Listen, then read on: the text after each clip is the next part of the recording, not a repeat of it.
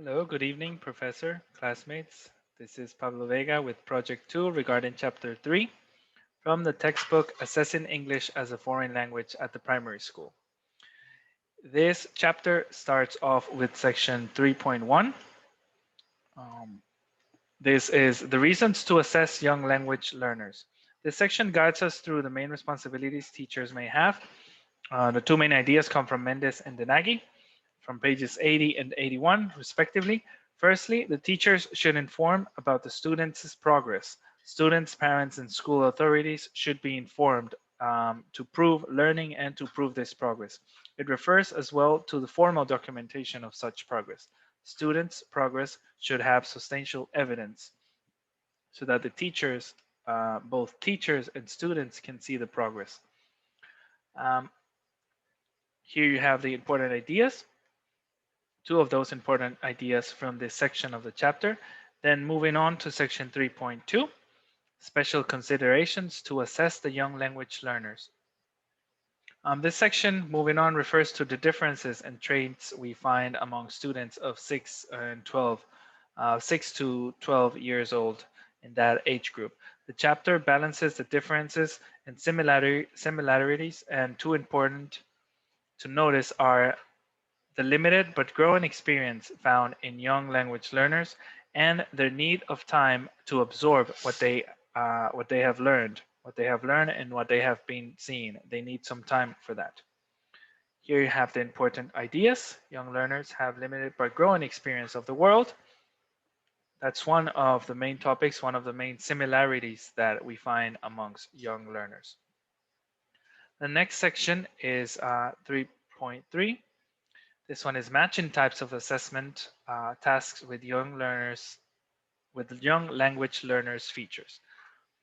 Here, Mendes indicates how to offer enjoyable and motivating tasks based on traits observed in the previous section.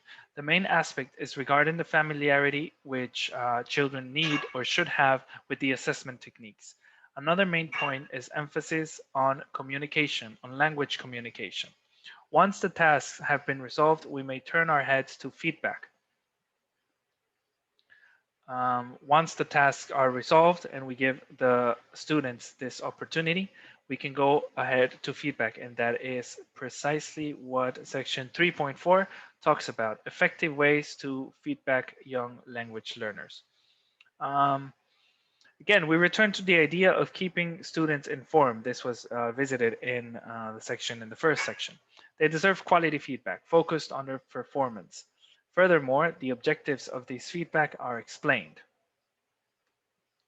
As you can see here, feedback is meant to justify students, how their mark or grade was derived, identify and reward specific qualities in student work, and such, etc. Towards the end of the chapter, we find the last section, section 3.5. This one is the English teacher's assessment literacy to assess young language learners. Regarding this section of the chapter is regarding the experience and knowledge that will be essential to the teacher to offer supported and effective assessments and effective tasks. The five main theoretical backgrounds are mentioned.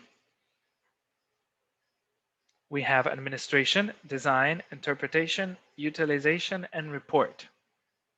And to close the section, a thought-provoking questioning is displayed. It talks about questioning the idea that assessment is a matter of success or failure. We have to question that idea that understands that assessment and tests and exams are a matter of success or failure. I thank you very much for your attention. It was project number 2, Pablo Vega Larios. Thank you so much. Good night.